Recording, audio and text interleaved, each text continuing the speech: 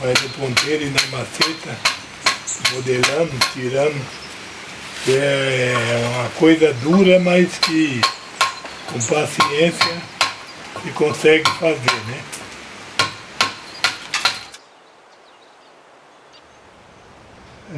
Eu gosto de pedra, né? Até um pouco pelo orixá que é Xangô, eu sou das pedras.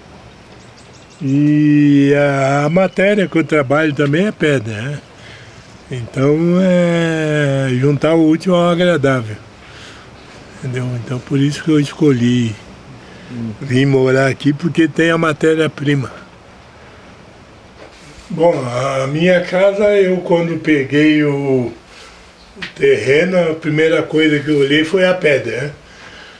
E aí fiz uma planta, e comecei a construção e falei, tem que chegar até a pedra. Aí vim fazendo de baixo para cima, até chegar nessa pedra aqui, é o paredão de fundo. Porque aí eu brinco de vez em quando que vou abrir uma porta na pedra e construir a casa dentro daqui. Mas só daqui a 50 anos. Só daqui.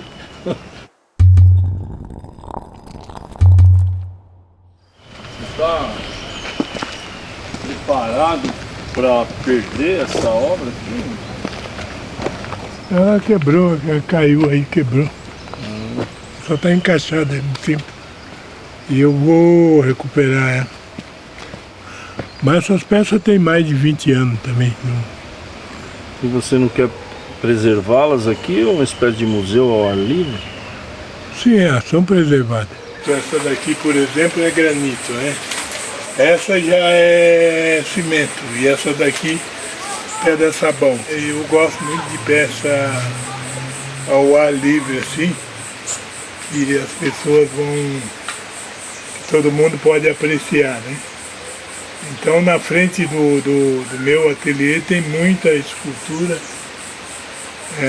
exposta que é para ir pegando limo mesmo. Vai pegando limpo, aguenta a intempérie e tudo. Essa peça aqui é de 82, uma das peças mais antigas que eu ainda tenho. É pedra sabão. É muito bonito esse casal aí. Eles estão contemplando um bebê que está nascendo aí? O que está acontecendo? Estão namorando também.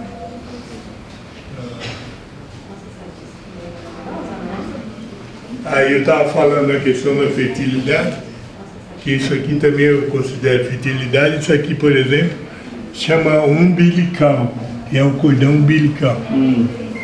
Entendeu? Nessa exposição eu trabalhei muito, o que a curadora escolheu foi a questão da fecundidade, né? Porque isso aqui tem fecundidade, isso aqui aí trabalha um pouco a questão dos retirantes, que tem a ver também com a ancestralidade, que é a mudança de um lugar para outro, entendeu?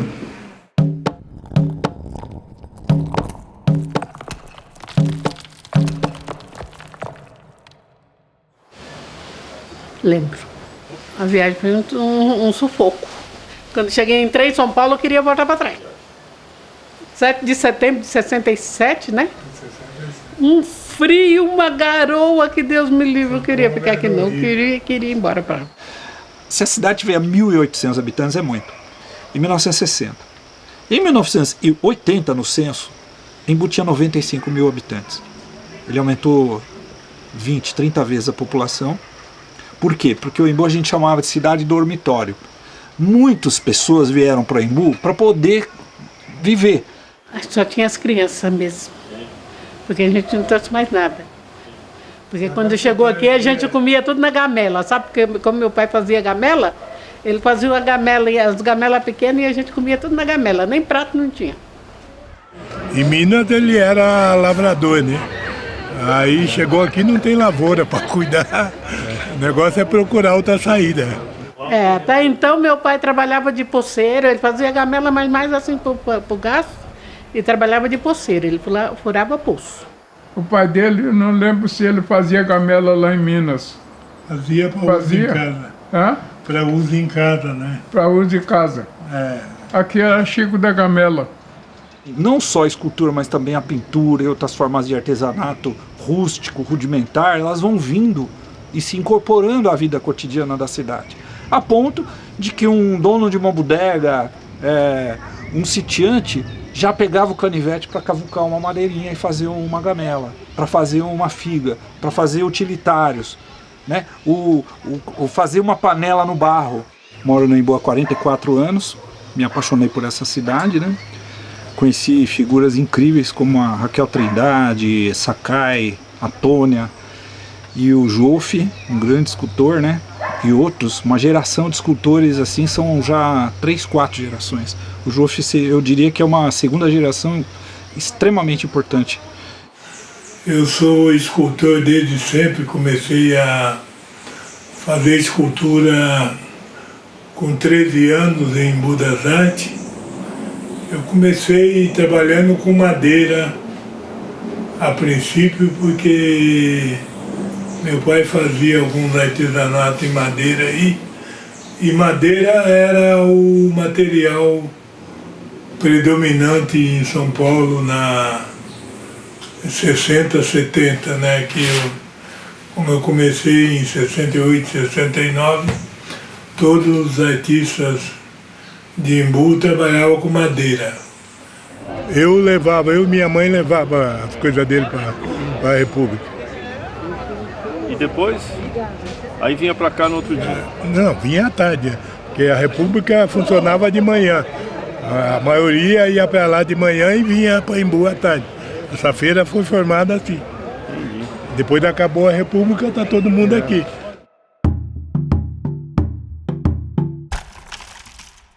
Ouvimos um grito de guerra, ao longe divisamos as tochas acesas, civilizações sanguinárias que se aproximam, mas não mataram o meu poema, mais forte que todas as forças é a liberdade. O opressor não pode fechar minha boca, nem maltratar meu corpo. Meu poema é cantado através dos séculos. Minha musa esclarece as consciências. Zumbi foi redimido. Solano Trindade! Primeiro, vem uma leva de artistas para cá com o Cássio M. Boy, né? Que não é primeiro porque tinha os jesuítas e os índios que estavam esculpindo, alguns emboenses que já ocupavam de fazer santos e pequenas esculturas. Depois você tem um movimento dos anos 60, porque tinha uma feira muito importante e famosa, que ainda existe, na Praça da República, na cidade de São Paulo. E os hippies, eles eram perseguidos por diferentes motivos. A ditadura perseguia subversivos e o pessoal, os libertários, vamos dizer assim, né? Da contracultura dos anos 60, os hippies usavam maconha, bebiam, usavam cabelos compridos e eles eram grupos perseguidos também por um novo regime muito autoritário, que é o da ditadura instalada em 1º de abril de 1964. E aí o que acontece? Entre 64 e 68 há uma deterioração fortíssima da vida dos artistas no centro de São Paulo. Eles passam a ser revistados toda semana, são presos por vadiagem, porque estão vendendo artesanato na calçada. E aí alguns deles decidem sair dali, daquela situação. Alguns artistas se mudam para o Embu para buscar um pouco de sossego e paz. Tem um monte de hippie, né? Que vieram do Chile, da Argentina, tinha até da Colômbia, tinha um monte de latino aí, né? E aí eles vieram, daí o Assis teve a ideia de exporem de manhã na Praça da República e no período da tarde aqui no Embu, né? Aí Embu virou uma alternativa. Virou aquele monte de gente que vinha aí. E eu achei aquilo uma maravilha, na verdade, você sabe? Mudou até o jeito da gente falar aqui no Embu. Por quê? Porque a gente falava caipira aqui, né? Aqui era uma cidade caipira. Eu conheci o meu pai, o Chico da Gamela. Conheci. Então. Você tem gamela dele? Não. Na casa da minha família tem colher de pau que ele fez. Gamela não pegamos nenhum. Mas aí, como eu não queria ficar fazendo gamela e pilão, eu ficava observando vocês para aprender a fazer escultura. Você, Assis, tudo mestres. A maioria trabalhava na rua, né? Então eu tinha a oportunidade de ficar vendo. Ninguém ensinava nada para ninguém, mas olhando vários artistas de Embu aprenderam o ofício da escultura. Começou a vir muito artista jovem. A vinda do Solano para cá trouxe assim um monte de artista jovem, né? Os bailarinos do teatro, o pessoal que frequentava o teatro e tudo. E verão era tudo ali no Barraco do Assis, né? Mas e aí essa juventude que estava aí, vai fazer o que com eles? Né? Tinha que dar um jeito neles, né? Então o Sakai inventou o Salão de Artes Plásticas. Chamou Assis, o Solano. Comecei a participar do Teatro Popular Solano Trindade, que foi logo após o falecimento do Solano, né? 74 ele faleceu, 75 foi criado esse grupo, né? Ou seja, na verdade não é uma criação, foi uma mudança de nome, né? Porque antes era o Teatro Brasileiro, né? Que era dirigido pelo Solano. Quando ele falece, Raquel quis fazer uma homenagem, né? Para o pai, né? E colocou Teatro Popular Solano Trindade. E aí nós, jovens, né? Na época a gente chegou para somar com Raquel e os demais. Me tornei, né, um fazedor de tambor. E nesse fazer do tambor, nesses estudos da cultura popular, etc, etc, aí o Jô sempre continuou nesse caminho dele de escultor e tal, né, com as pedras, com as madeiras e tal. Aí depois disso chega o Vitor, né, na nossa vida, que o Vitor vivia no Rio de Janeiro. Até 84, mais ou menos, eu me mudei para São Paulo, abri um ateliê em São Paulo, continuei mais alguns anos com a Pedra Sabão, e alguns anos não, muitos anos, né?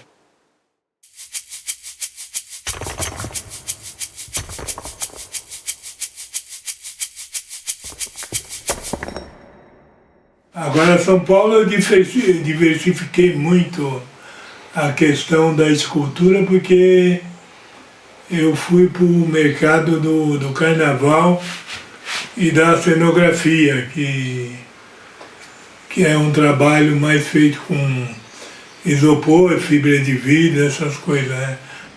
Gaviões comprou meu passe. Gaviões é uma época que eu estava no auge do carnaval de São Paulo, e eu estava na Rosa de Ouro.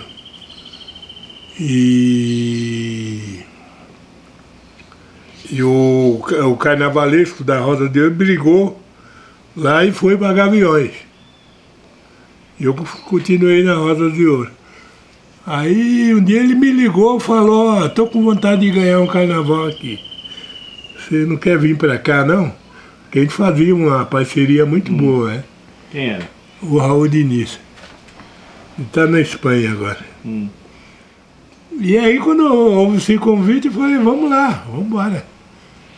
Mas aí você... aí fui para Gaviões. A gente não ganhou aquele ano, mas ficamos em segundo lugar. Quem ganhou foi a Rosa de Ouro. E aí fiquei lá mais um ano e ganhamos o carnaval. Aí você ganhou naquele... Ela me deu a mão... Isso. Eu fui em 93, fiz 93, 94, 95. Então, ganhou em 95. Jubileu de ouro da Gaviões, que esse me der a mão mesmo. Viaja comigo pro céu, sou gavião, levando a taça, com muito orgulho pra delírio da fiel. Me dê a mão, me abraça, viaja comigo. Esses bonecos, essas miniaturas, eu tenho porque eu sempre usei muito como referência para fazer alegoria de carnaval. Então, às vezes precisava fazer um elefante, um bicho, um dinossauro, uma onça. Então a gente usava esses bonequinhos aqui como referência. A Barroca teve um enredo de Chico Rei, foi na década de 80, a melhor colocação que Barroca pegou Nessa época ficou em 4º lugar no grupo especial.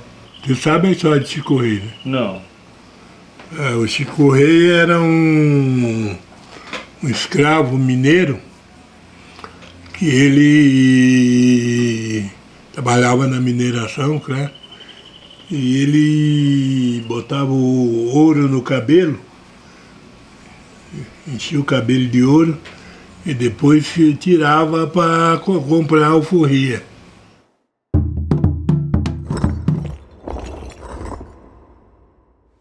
Que eu me lembro, foi no Teatro Popular Solano Trindade. Foi num evento que estava tendo lá, foi o momento que a gente mais se aproximou. E aí depois ele foi expor na praça. Aí a gente vai vendo as obras dos artistas daqui que a gente conhece e a gente vai se identificando. Inclusive ele tem uma peça que eu não lembro onde está. A hora que eu estava passando na rua eu até fiquei olhando, mas eu vi no Centro Cultural uma vez. E era realmente um movimento que remetia muito uma mulher de saia girando e tinha uns troncos que para mim era um tambor. Então ele trabalha muito em cima disso e eu me identifiquei naquela obra dele. Então tem realmente uma ligação, né? Mas eles dançam, o Joffre dança, toca, faz batuque, né? No cordão da Cambinda, da Raquel, ele dança. Então tudo isso ajuda, né? Eu acho que tudo isso entra. É meio como é que é? Tá muito dentro das pessoas tudo isso, né? A gente nem sente, assim, normalmente assim, a gente não sente isso. Mas na hora que a gente está trabalhando, a gente expressa isso daí. Eu vejo isso na minha obra como um DNA, entendeu? Você tem o DNA da raça, você passa isso para a obra. Não que você procure fazer uma obra voltada à negritude, entendeu? Mas tem muita coisa de gesto, de movimento, de sentimentos, essas coisas tudo. O meu avô, João Fabiano da Silva, ele contava que tinha sido o capitão do mato. Ele pegava, quando o escravo fugia, que ele saía atrás, procurando, que ele encontrava o escravo, ele pegava a merenda que ele tinha para ele comer, dava para o fulano, que ele estava procurando, e falava com ele: você não me viu. Some, você não me viu. O seu ascendente ajudava na fuga, o pessoal ia morando lá. E aí formou um quilombo.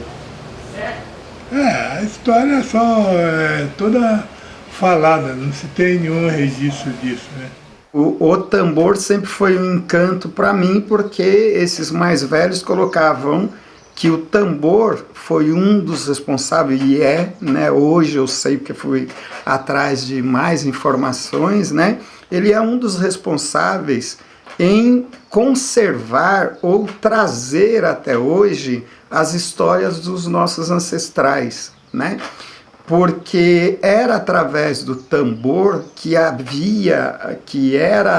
feita a resistência, né, do abrir mão total, né, do que era a África, do que era africanismo, né, porque o tambor, tanto que, né, até hoje, mesmo os religiosos, né, tem aquela coisa de tocou tambor é macumbeiro. Mas esse macumbeiro é legítimo. Por quê? Porque a macumba, ela só existe essa denominação porque os tambores que vieram na memória, né, dos africanos era extraído de uma árvore chamada macumba. E não é influência. Não é influência, são veias. Você não pode tratar a comunidade negra, a comunidade cultural negra, como uma coisa separada. É tudo veias. Sabe quando você vê aquele processo de citologia, aquelas várias células grudadas, que vem uma no meio, que gruda na outra, que esparmalha para outra, que esparrama para outra. Esse é o processo. O processo ele não muda. Né? Então, o que ele faz aqui, no Teatro Popular Solano Trindade, vai funcionar na Quilombo, lá no Rio de Janeiro, nos anos 70. É isso vai que funcionar. Isso que habilita. Que habilita, Vai funcionar na vai funcionar numa escola de samba no Rio Grande do Sul, vai funcionar em qualquer lugar. Se o Jofão for para a África, eles vão reconhecer esse lugar dele. O Jofi sempre estava lá com uma disposição incrível de levar suas pedras, suas ferramentas, colocar o seu avental, aquele pano na cabeça para se proteger das pedrinhas, para pegar aquela ferramenta e ele dizer, olha, você tem que bater com tal força, para isso, para aquilo, né? Disponível para estar dizendo, essa é a linguagem da escultura, né? Aquela coisa que é meio inatingível. A gente vê a escultura dentro dos espaços culturais, dentro dos museus, mas a gente não está acostumado a encontrar o escultor ali com a sua pedra.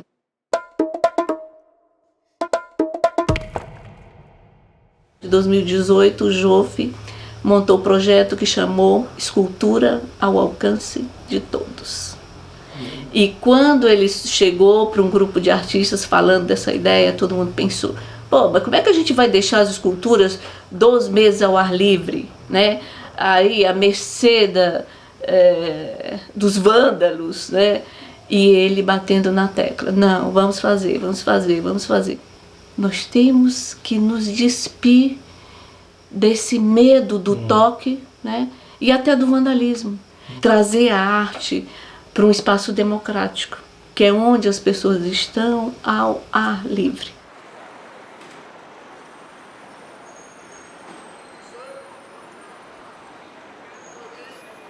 Tem 2 coisas. A sociedade mudou e a gente fez a conquista do espaço, que é uma conquista que nem precisava ser feita, era para ser concedida por direito, mas teve que ter luta para isso, né?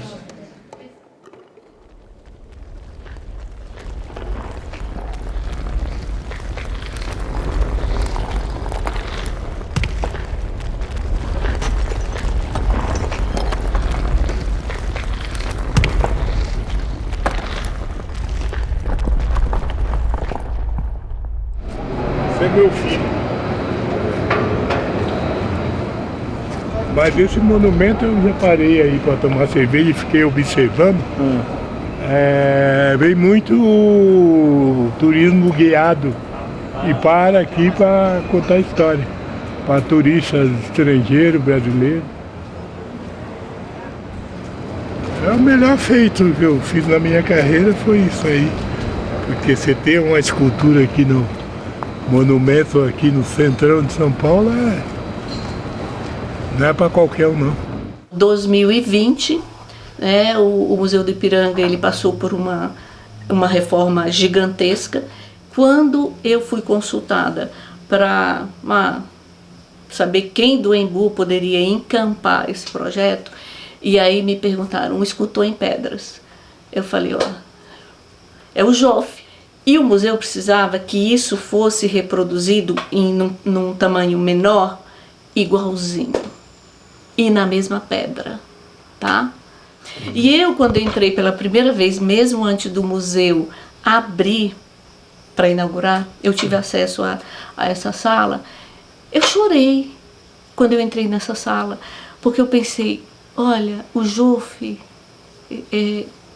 tem aí uma trajetória de mais de 50 anos com a escultura. E eu sei o que é você insistir com a arte nesse país, né? É muito difícil. Mas ali, naquele museu histórico, tem o traço de uma pessoa que insistiu nisso, né? Que insistiu e quando ele foi convocado para executar aquele trabalho, ele executou com a maestria que só os mestres têm, né? Eu acho que a arte é uma evolução. Você vai fazendo e buscando um caminho, né? E eu fui buscando esse caminho e todo esse patamar. Pretendo evoluir um pouco mais ainda, mas por enquanto eu estou nessa. Eu acho que o autodidata vai evoluindo conforme vai praticando, né?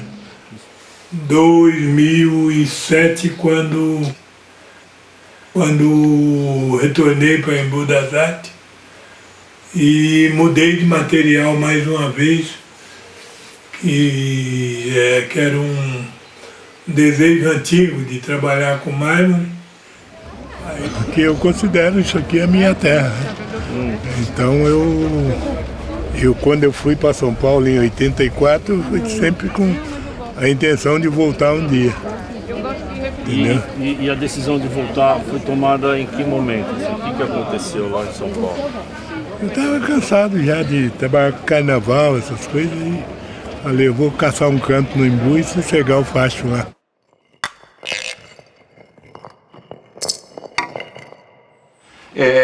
E o Jofe, Zé, Caçapava, são artistas, mas não são, para mim não são. São gente da minha família, da gente da minha casa. Eu vou comer na casa do Zé, eu brigo com o Zé, eu discuto com o Jofe, eu falo mal do Caçapava, o Caçapava falou de mal de mim, que fala mal. Então a gente tem essa coisa familiar, Jofe, familiar. Essa coisa familiar. Quando eu digo, né, Jofe, e coloco como irmandade, é porque por mais que a gente se encontre, mesmo que a gente se encontre pouco, mas existe uma correspondência, porque a gente é aquela coisa do pássaro, né? Por mais que ele voe para um lugar distante, mas nasceu no mesmo ninho, então ele vai ter uma comunicação e uma visão muito próxima daquilo que o outro também enxerga ou que o outro produz. E para eu me inspirar, né, como eu disse, para eu me inspirar em confeccionar um tambor, eu vi o Jofe esculpindo um tambor. E aí, esses tempos atrás, a gente conversando, eu contando essa história para o Jofe, né? Ele falou que ainda tinha esse tambor aqui. Eu falei, caraca, mano. Não, foi o único que eu fiz na vida. Em 77. Nossa senhora. Viu? Nossa senhora. Aí sim. Vai guardar pro resto da vida. Brigadaço. Claro que sim. E agora você comprou uma casa, eu falei. Agora vai pra minha casa, ué. Ele precisa afinar fogo, hein? Sim.